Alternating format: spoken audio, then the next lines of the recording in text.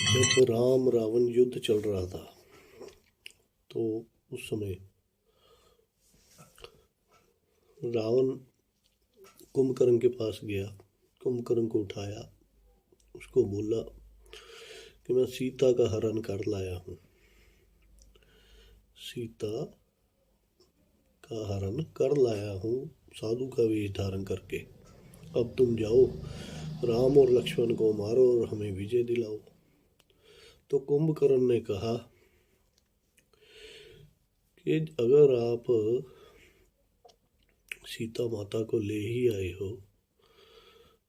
तो हर के लाए हो, साधु का वेश धारण किया, तो ऐसे ही रामचंद्र जी का वेश धारण करके उसे अपना क्यों नहीं बना लेते। तो रावण बोला, उसे मैं अपना कैसे बनाऊं, वो तो मेरी तरफ देखती ही नहीं है। दूसरा, मैंने जो रामचंद्र जी का रूप धारण करना चाहा तो मैंने राम का रूप धारण तो कर लिया, लेकिन राम का रूप धारण करते ही मुझे हर पराई स्त्री में माता दिखाई देने लग पड़ी। हर पराई स्त्री मुझे मेरी माता समान प्रतीत होने लगी। तो फिर मेरे मन से वासना ही चली गई, इसलिए मैंने राम का रूप नहीं धारण किया। क्योंकि राम का रूप धारण करते ही मेरे मन से सारे विकार, सारे रोग जो मन के हैं वो दूर हो गए। इसलिए मैंने दोबारा से अपना रूप धारण किया। तो ये है प्रभु श्री राम की महिमा, जो उनके शत्रु भी उनका गुणगान करते हैं।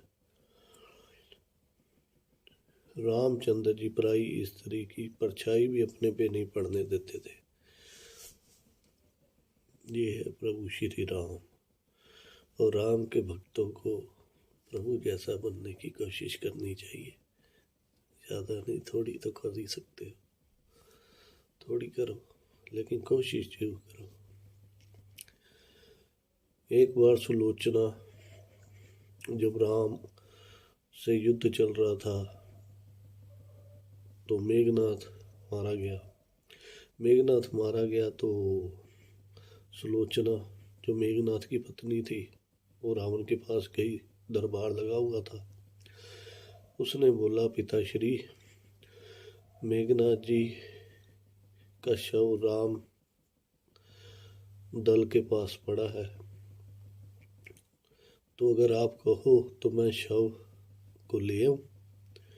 तो रावण ने कहा, हाँ पुत्री, तू जाके मेघनाथ का शव ले आ। तो दरबारियों ने कहा, रावण, तुम्हारी 10 बुद्धियां हैं, क्या तुम्हें समझ नहीं आ रहा? तुम्हारी 20 आंखें हैं, क्या तुम्हें दिखाई नहीं पड़ता कि तुम इसे भेज रहे हो राम दल के पास? अगर उन्होंने इसको बंदी बना लिया और तुमसे बोला कि अब सीता को छोड़ो, तभी हम सुलोचना को छोड़ेंगे, हो सकता ना ऐसे? तो तुम इसे क्यों जाने दे रहे हो? तो रावण ने कहा कि वो राम है, दूसरे की स्त्री को बंदी बनाने का काम राम नहीं करता, ये काम रावण का है। राम ऐसा काम नहीं कर सकता। वही हुआ, सुलोचना जब लेने गई तो श्री राम ने मेघनाथ का शव उसे दे दिया और उसे वापस जाने दिया। ये है हमारे प्रभु श्री राम। तो बोलो, जय श्री राम, जय श्री राम, जय श्री राम।